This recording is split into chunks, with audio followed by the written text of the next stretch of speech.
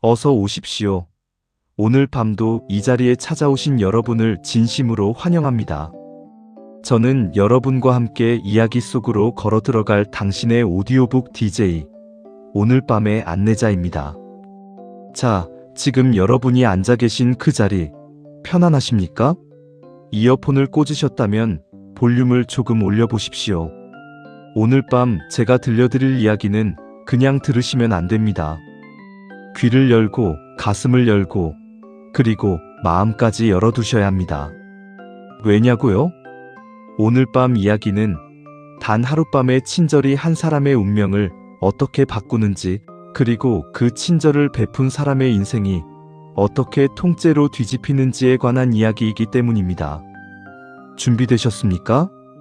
그럼 시작하겠습니다. 때는 조선 중기 숙종 임금이 다스리던 시절이었습니다. 한양 도성 안에는 수많은 사람들이 살고 있었습니다. 고관대작들이 기름진 밥상 앞에서 권력을 논하고, 상인들이 저작거리에서 목청을 높이고, 선비들이 서당 마루에 앉아 사서삼경을 외우던 그 시절이었습니다. 그리고 그 도성 한 구석, 성북쪽 기슭에 아주 작은 주막이 하나 있었습니다. 주막 이름은 따로 없었습니다. 그냥 사람들이 편하게 불렀지요. 소나무 아래 주막, 혹은 외딴 주막.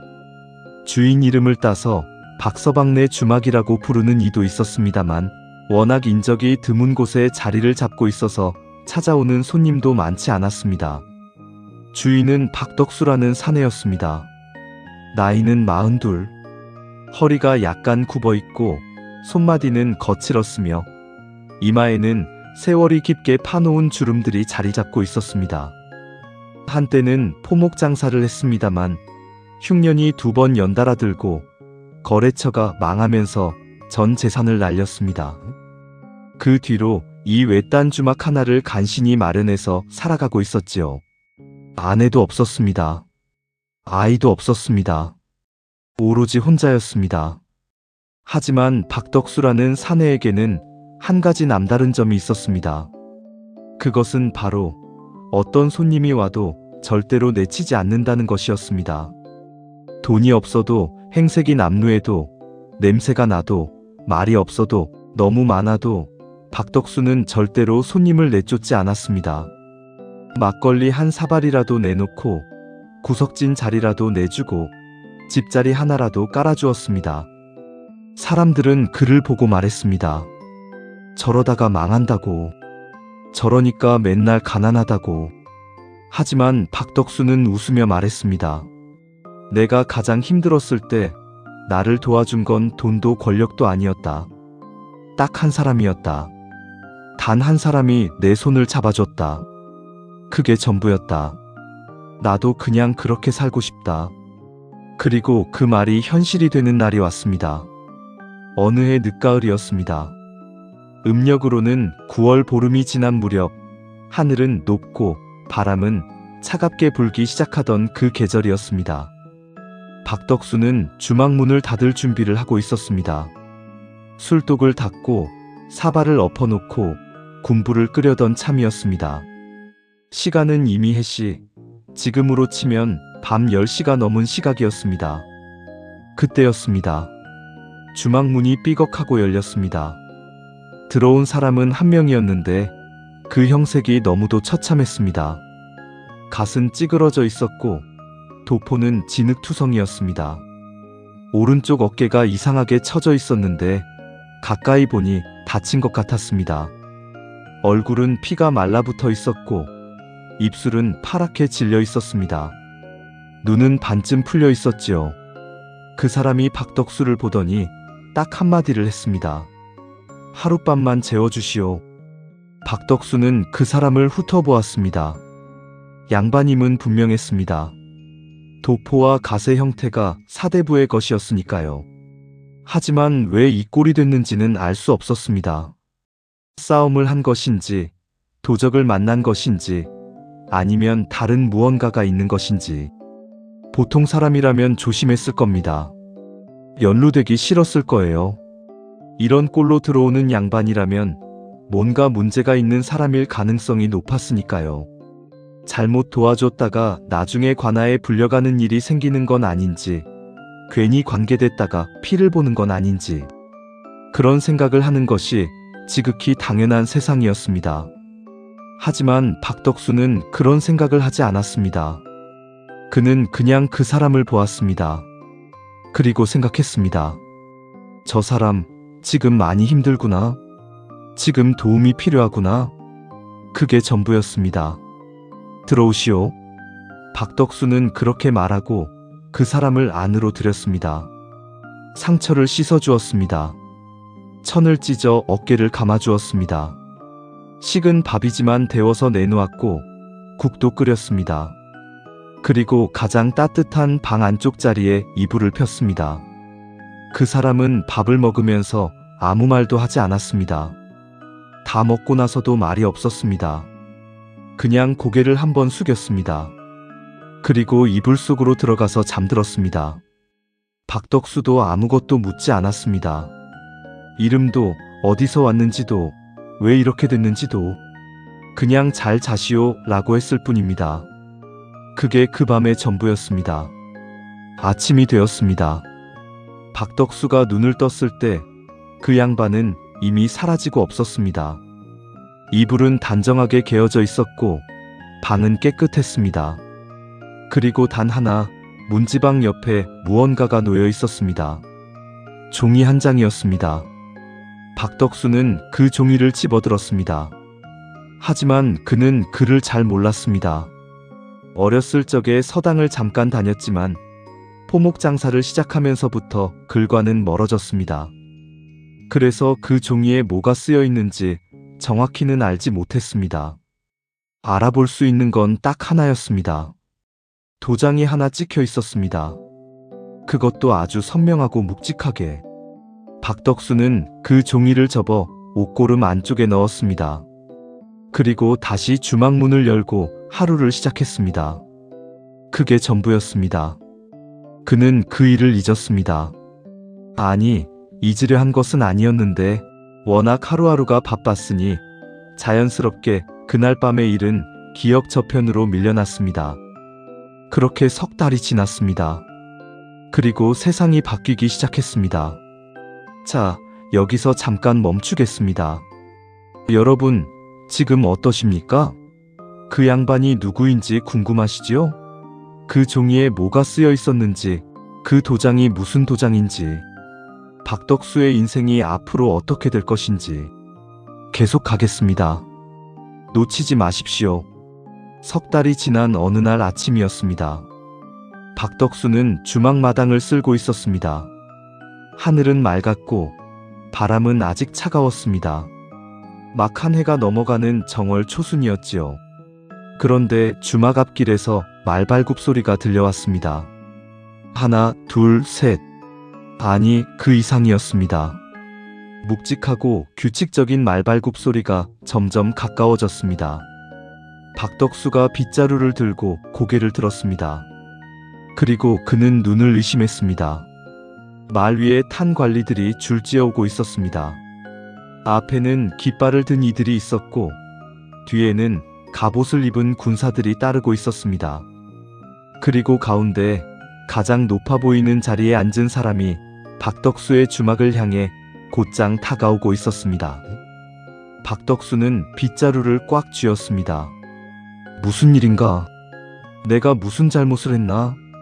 왜 관군이 여기까지 오는가? 그의 가슴이 쿵 하고 내려앉았습니다. 그런데 그 행렬이 주막 앞에 딱 멈추었습니다. 그리고 가운데 앉아있던 그 사람이 말에서 내렸습니다. 그 얼굴을 보는 순간 박덕수는 할 말을 잃었습니다. 그 사람이었습니다. 석 달 전 그 늦가을 밤에 처참한 꼴로 들어왔던 그 양반이었습니다. 하지만 지금의 그 모습은 그때와 달라도 너무나 달랐습니다. 관복이 눈부시게 빛났습니다. 허리에 찬 패검이 햇살에 반짝였습니다. 얼굴에는 이제 상처 자국이 없었고 눈빛은 맑고 단단했습니다. 그리고 그 위세가 어찌나 대단한지 주변의 군사들까지도 숨을 죽이고 있었습니다. 그 사람이 박덕수 앞에 섰습니다. 그리고 말했습니다. 기억하시오, 박서방. 박덕수는 고개를 끄덕였습니다. 목소리가 나오지 않았습니다. 그 사람이 다시 말했습니다.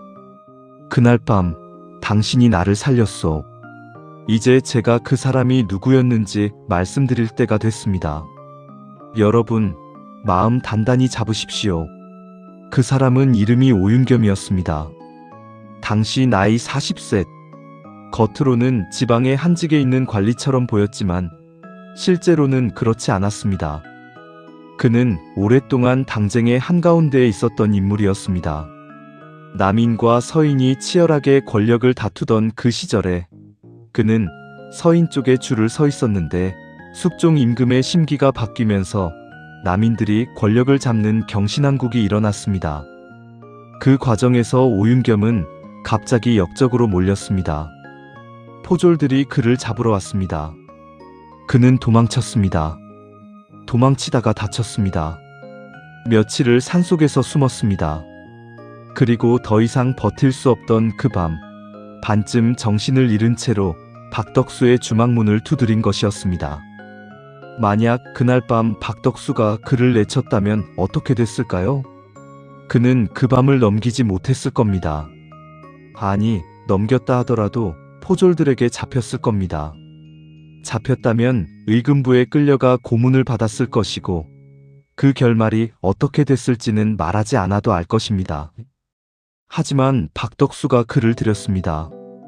따뜻한 밥을 줬습니다. 상처를 감아줬습니다. 아무것도 묻지 않았습니다. 덕분에 오윤겸은 그 밤을 버텼습니다. 그리고 숨어 지내는 동안 상황이 바뀌었습니다. 숙종 임금은 변덕스러운 임금이었습니다. 남인을 밀어줬다가 다시 서인을 밀어주었습니다. 그것이 갑술왕국이었습니다. 다시 서인의 시대가 왔습니다.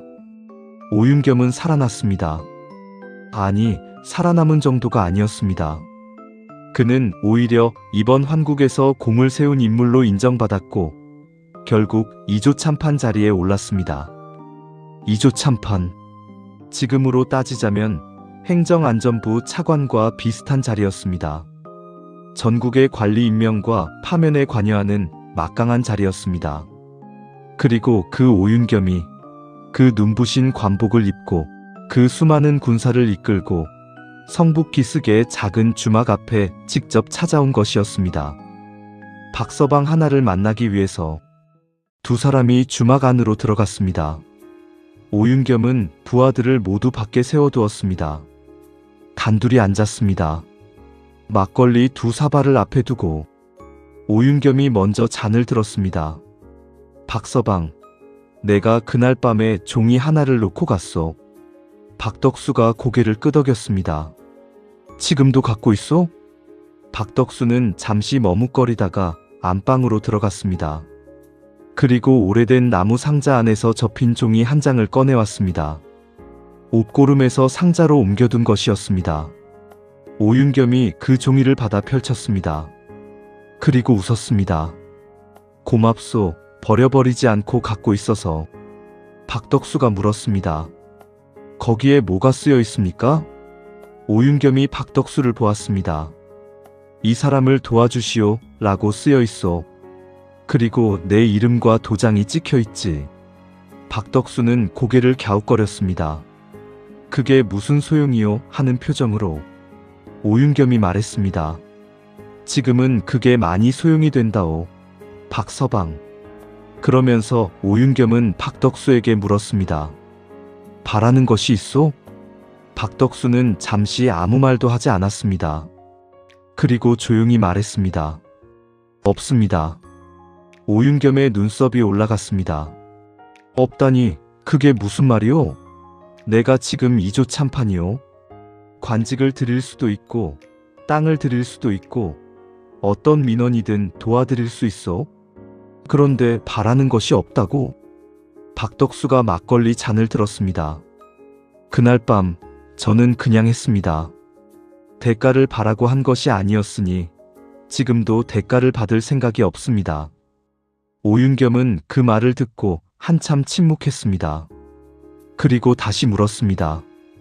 그래도 딱 하나만 말해보시오. 박덕수는 오랫동안 생각했습니다. 그리고 천천히 입을 열었습니다. 아들이 하나 있으면 좋겠다는 생각을 가끔 합니다. 내가 늙어서 이 주막문을 못 열게 됐을 때 대신 열어줄 아이가 있으면 좋겠다 싶어서. 오윤겸이 고개를 끄덕였습니다. 그리고 잔을 들어 박덕수의 잔에 부딪혔습니다. 그건 내가 어떻게 해드릴 수 있는 게 아니구려. 두 사람이 함께 웃었습니다. 그런데 여러분, 이게 끝이 아닙니다. 진짜 이야기는 지금부터입니다. 오윤겸이 돌아간 뒤 박덕수의 주막에 변화가 생겼습니다. 처음에는 작은 변화였습니다. 손님이 조금 늘었습니다. 주변에 소문이 난 것이었지요. 이조 참판나리가 직접 찾아간 주막이 있다고. 성북 기슭에 있는 그 외딴 주막이라고. 사람들이 호기심에 찾아왔습니다. 그리고 박덕수의 음식이 맛있고 술도 정직하게 내고 주인 인심이 후하다는 것을 알게 됐습니다. 손님들이 다시 오기 시작했습니다. 그리고 또 데리고 왔습니다. 주막이 북적이기 시작했습니다. 돈이 들어오기 시작했습니다. 하지만 박덕수가 변하지 않았습니다. 돈이 생겨도 손님이 늘어도 여전히 빈 손님을 내치지 않았습니다. 여전히 가장 찬 자리에는 자기가 앉았고 가장 좋은 자리는 손님을 위해 남겨두었습니다. 그러던 어느 날 또 한 명의 손님이 들어왔습니다. 이번에도 밤이었습니다. 이번에도 행색이 남루했습니다. 하지만 이번 손님은 조금 달랐습니다. 젊었습니다. 20 안팎으로 보이는 청년이었습니다. 눈빛이 살아있었습니다. 몸은 야위었지만 그 눈 안에 무언가 단단한 것이 들어있었습니다. 그 청년이 들어와서 물었습니다. 혹시 하룻밤 묵어가도 되겠습니까? 박덕수는 평소처럼 말했습니다. 들어오게. 청년이 들어왔습니다. 밥을 먹었습니다. 그리고 잠들었습니다. 아침이 됐을 때 그 청년은 일어나서 박덕수 앞에 섰습니다. 그리고 말했습니다. 저는 이름이 이마준이라고 합니다. 한양의 과거를 보러 가는 중인데 노잣돈이 다 떨어졌습니다. 은혜는 반드시 갚겠습니다. 박덕수는 고개를 저었습니다. 갚지 않아도 되네. 그냥 가서 잘 보게. 청년이 허리를 깊이 숙였습니다. 그리고 떠났습니다. 박덕수는 다시 빗자루를 들었습니다. 그 일도 잊었습니다. 그런데 여러분, 그 청년 이마준, 그가 과거에 합격했습니다. 그것도 그냥 합격이 아니었습니다. 장원이었습니다. 그의 과거 시험에서 전국 수석. 임금님이 직접 이름을 부르고 어사화를 꽂아주는 그 영예로운 자리에 이마준이 섰습니다. 그리고 이마준은 관직에 나가면서 가장 먼저 한 일이 성북 기슭의 작은 주막을 다시 찾아가는 것이었습니다. 박서방, 저 왔습니다. 박덕수는 그를 알아보는데 잠깐의 시간이 걸렸습니다. 그 야위었던 청년이 이제는 단정한 관복을 입고 서 있었습니다. 이마준이 말했습니다. 그날 밤 한 끼 밥이 저한테는 살아갈 힘이었습니다. 자, 여러분. 지금쯤이면 아마 느끼실 겁니다. 박덕수는 특별한 일을 한 것이 아니었습니다.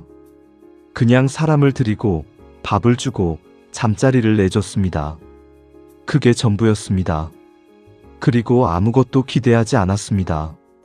하지만 세상은 그런 사람을 기억합니다. 세상은 그런 사람을 지납니다.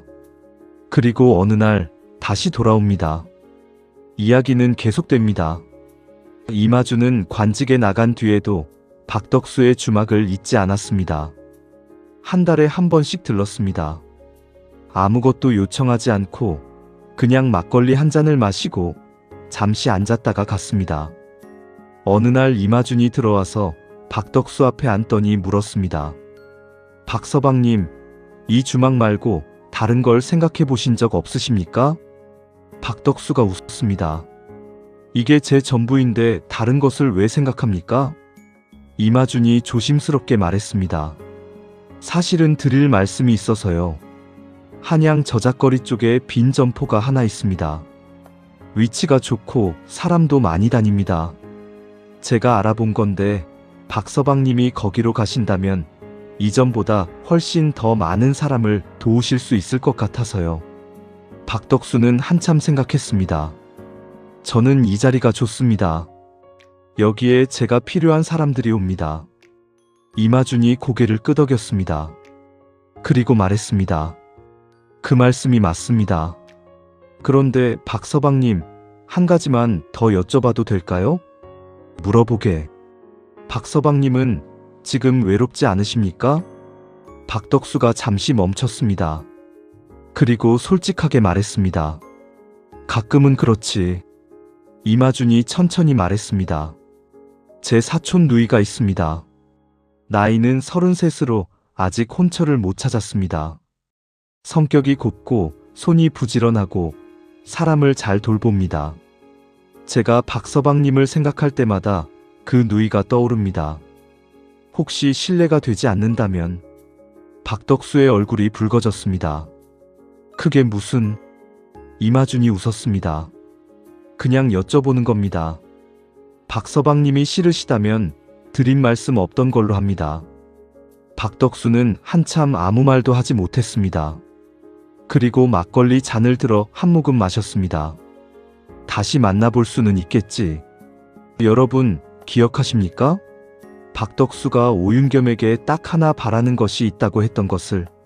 아들이 하나 있으면 좋겠다고. 대신 주막문을 열어줄 아이가 있으면 좋겠다고. 오윤겸은 그때 웃으며 말했습니다. 그건 내가 어떻게 해드릴 수 있는 게 아니구려 라고. 하지만 하늘은 그것도 들었나 봅니다. 이마준의 사촌 누이, 이름은 임소아였습니다. 처음 만난 날 박덕수는 말 수가 없었고 임소아도 말 수가 없었습니다.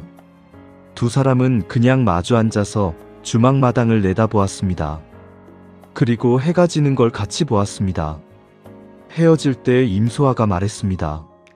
이 주막이 따뜻하네요. 박덕수가 말했습니다. 손님이 따뜻하면 주막도 따뜻해집니다. 임소아가 고개를 들어 박덕수를 보았습니다. 그리고 웃었습니다. 그 웃음 하나였습니다. 박덕수의 마음이 움직인 것은 두 사람은 그 이듬해 봄에 혼례를 올렸습니다. 작은 혼례였습니다. 이마준이 와서 축하해 주었고 오윤겸도 선물을 보내왔습니다. 이웃 주민들도 몇 명이 와서 술 한 잔씩 했습니다. 그리고 그해 겨울 임소아가 박덕수에게 말했습니다. 아이가 생긴 것 같아요. 박덕수는 한참 동안 말을 하지 못했습니다. 눈물이 났기 때문입니다. 아들이었습니다. 박덕수는 아이 이름을 박하늘이라고 지었습니다. 하늘이 주셨으니 하늘이라고 부르겠다고. 자, 여러분. 이야기는 여기서 한 번 더 뒤틀립니다. 지금까지의 이야기가 따뜻하고 아름다웠다면 이제부터는 조금 다른 이야기를 해야 할 것 같습니다. 세상에 아름다운 것들만 있다면 좋겠지만 그렇지 않으니까요. 잘 들으십시오. 박덕수의 주막이 번창하면서 주변에 시기하는 눈들이 생겼습니다. 저작거리에는 원래 제법 큰 주막이 2개 있었습니다. 그 중에 하나, 최간의 주막의 주인 최홍렬은 박덕수의 주막이 뜨기 시작하자 심사가 불편해졌습니다. 처음에는 그냥 불편한 정도였습니다.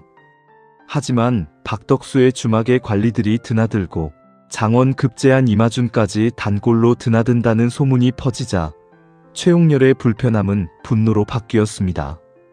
최홍렬은 관아에 있는 아는 이에게 부탁을 했습니다. 박덕수의 주막을 조금 건드려달라고. 그 건드림의 방식이 교묘했습니다. 박덕수의 주막에 역적이 숨었다는 소문을 퍼뜨린 것이었습니다. 그 소문은 빠르게 퍼졌습니다. 한양에서 소문이 퍼지는 건 불이 번지는 것보다 빠른 법이었습니다. 이틀도 되지 않아 박덕수의 주막에 역적이 숨어든 적이 있다는 말이 사방에 돌았습니다. 포졸들이 왔습니다. 주막을 뒤졌습니다. 아무것도 없었습니다. 당연하지요. 있을 리가 없으니까요. 하지만 조사는 계속됐습니다. 그리고 박덕수는 관아에 불려갔습니다. 거기서 묻는 것은 하나였습니다. 당신 내 주막에 역적을 숨겨준 일이 있느냐? 박덕수는 대답했습니다. 없습니다. 하지만 조사관은 그 대답을 믿지 않았습니다. 아니, 믿지 않는 척을 했습니다. 더 강하게 압박했습니다. 그 과정에서 박덕수의 머릿속에는 한 가지 장면이 떠올랐습니다. 석 달 전 그 밤, 처참한 꼴로 들어온 오윤겸. 그가 바로 당시에는 역적으로 몰린 사람이었습니다. 즉, 박덕수는 정말로 역적을 숨겨준 적이 있었던 것입니다. 그것이 나중에 누명이 벗겨지고 오윤겸이 이조참판이 됐으니 다행이지. 만약 그게 지금 들통나면 박덕수는 어떻게 되는가? 박덕수는 등에 식은땀이 흘렀습니다. 하지만 그는 사실대로 말했습니다. 예전에 다친 양반 하나를 하룻밤 재워준 적은 있습니다. 그게 역적인지 아닌지는 저는 몰랐습니다. 그냥 사람이 다쳤으니 도와준 것입니다. 조사관이 눈을 가늘게 떴습니다. 그 양반이 누구냐? 박덕수가 대답했습니다. 모릅니다. 이름을 묻지 않았으니까요. 그 순간 방문이 열렸습니다. 그리고 한 사람이 들어섰습니다. 오윤겸이었습니다.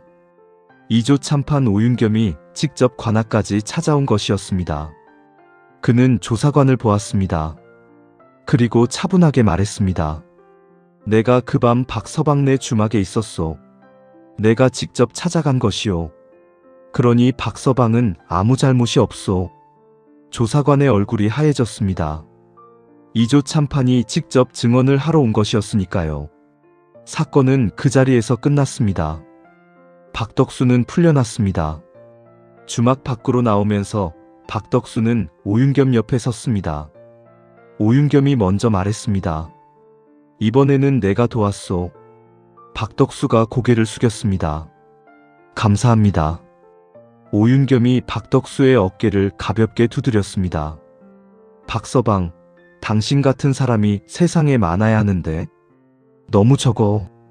두 사람이 함께 걸었습니다. 성북 기슭 쪽으로 향하는 길을. 해가 기울고 있었습니다. 노을이 붉었습니다. 여러분, 이쯤 되면 궁금하실 겁니다. 최홍렬은 어떻게 됐냐고. 말씀드리겠습니다. 최홍렬이 거짓 소문을 퍼뜨린 것이 결국 드러났습니다. 관아에 뇌물을 건네서 무고를 사주한 것도 밝혀졌습니다. 그는 결국 주막을 잃었습니다. 재산도 잃었습니다. 그리고 어느 날 밤 최홍렬은 박덕수의 주막 앞에 나타났습니다. 행색이 처참했습니다. 박덕수는 그를 알아보았습니다. 그리고 들어오라고 했습니다. 막걸리를 내주었습니다. 밥을 차려주었습니다. 최홍렬이 물었습니다. 왜 나를 드리는 것이오? 내가 당신을 죽이려 했는데. 박덕수가 말했습니다. 알고 있습니다. 그런데 왜? 박덕수가 잔을 들었습니다.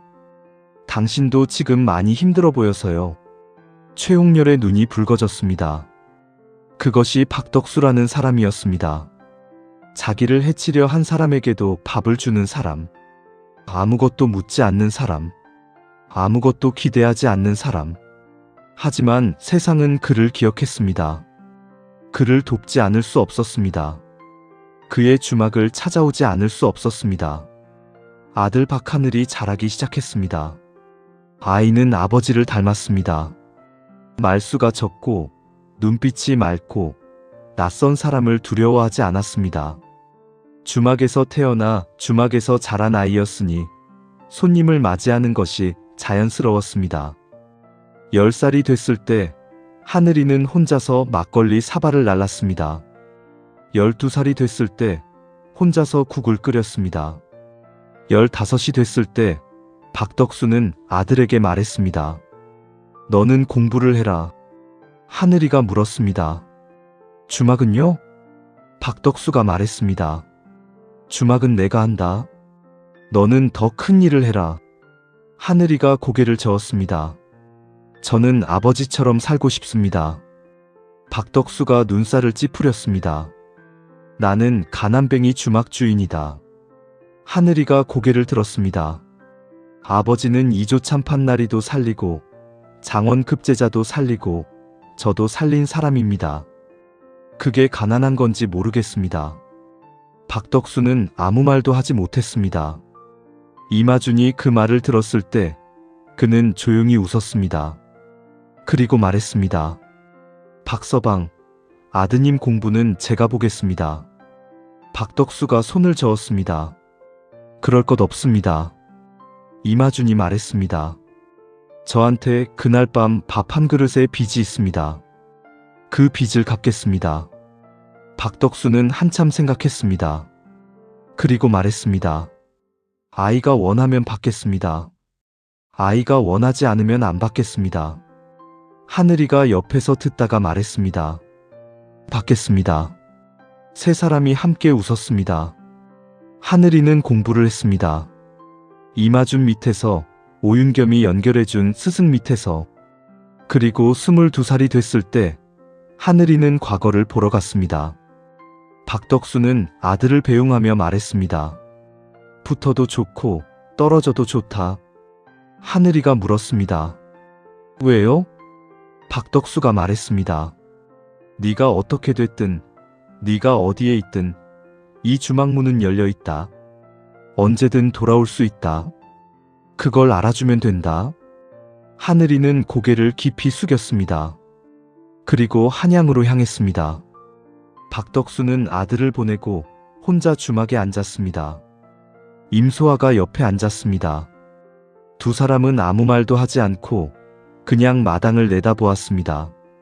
해가 저물었습니다. 바람이 불었습니다. 임소아가 먼저 말했습니다. 잘 될 거예요. 박덕수가 말했습니다. 붙든 떨어지든 잘 될 것입니다. 임소아가 웃었습니다. 당신은 왜 그렇게 생각해요? 박덕수가 하늘을 올려다보았습니다. 그 아이가 나를 닮았으니까. 그리고 나는 지금껏 잘 살아왔으니까. 여러분, 박덕수는 그렇게 말했지만 사실 그는 알고 있었습니다. 자기가 잘 살아온 것이 아니라 사람들이 자기를 살려준 것이라는 것을. 오윤겸이 살려줬고, 이마준이 살려줬고, 임소아가 살려줬고, 그리고 하늘이가 살려줬습니다. 하지만 그 모든 것의 시작은 박덕수가 먼저 사람을 살린 것이었습니다.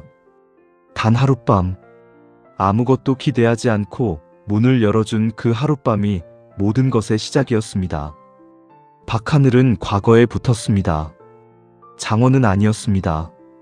하지만 합격이었습니다. 그것으로 충분했습니다. 박하늘은 관직에 나가면서 한 가지 결심을 했습니다. 어느 자리에 있든 가난하고 힘없는 사람을 먼저 보겠다. 그것이 아버지에게 배운 것이었으니까요. 아버지는 글로 가르치지 않았습니다. 책으로 가르치지 않았습니다. 그냥 매일 문을 열었습니다. 매일 밥을 내놓았습니다. 그게 가르침이었습니다. 오윤겸이 나이 들어 관직에서 물러날 때 그는 박덕수의 주막을 마지막으로 찾았습니다. 두 사람이 마주 앉았습니다. 오윤겸이 말했습니다. 박서방, 내가 이조 참판으로 있으면서 수많은 사람을 만났소. 왕도 만나고 대신도 만나고 장군도 만났소. 그런데 내가 가장 많이 생각한 사람은 당신이었소. 박덕수가 고개를 저었습니다. 저는 주막 주인입니다. 오윤겸이 말했습니다. 그래서요. 당신은 아무 힘도 없는 주막 주인이면서 그 어떤 권력자도 하지 못한 일을 했소. 사람을 사람으로 대한 것. 박덕수가 잔을 들었습니다. 그게 그렇게 어려운 일입니까? 오윤겸이 웃었습니다. 당신에게는 쉬운 일이지. 하지만 세상에는 그게 어려운 사람이 대부분이요. 두 사람이 함께 잔을 들었습니다. 그리고 마셨습니다. 여러분, 박덕수의 이야기를 마무리할 시간이 됐습니다.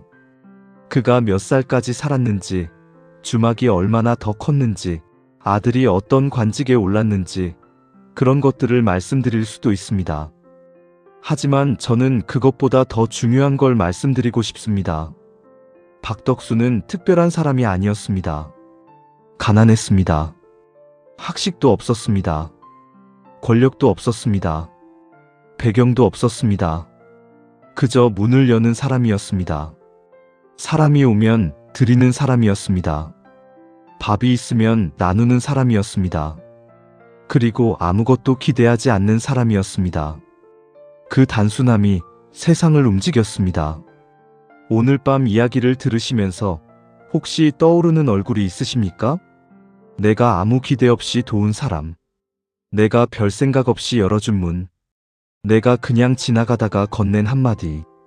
그게 어쩌면 그 사람의 오늘을 만든 것일 수도 있습니다. 그리고 그 사람이 언젠가 여러분이 가장 힘들 때 문을 두드릴지도 모릅니다. 세상은 그렇게 돌아갑니다.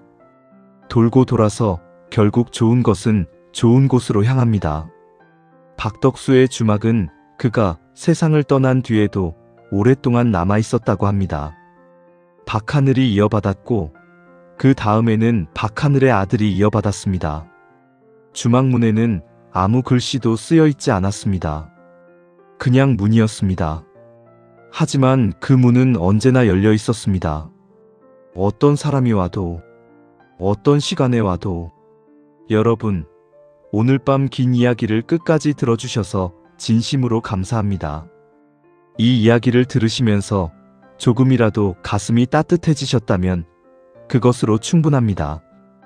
그리고 내일, 혹은 모레, 혹은 언제든지 누군가 여러분 앞에 힘든 모습으로 나타난다면 딱 한 번만 생각해 보십시오. 박덕수라면 어떻게 했을까? 그 대답은 이미 알고 계실 겁니다. 들어오시오. 그거면 됩니다. 저는 오늘 밤의 안내자였습니다. 여러분의 오디오북 DJ. 다음 이야기도 여기서 기다리겠습니다.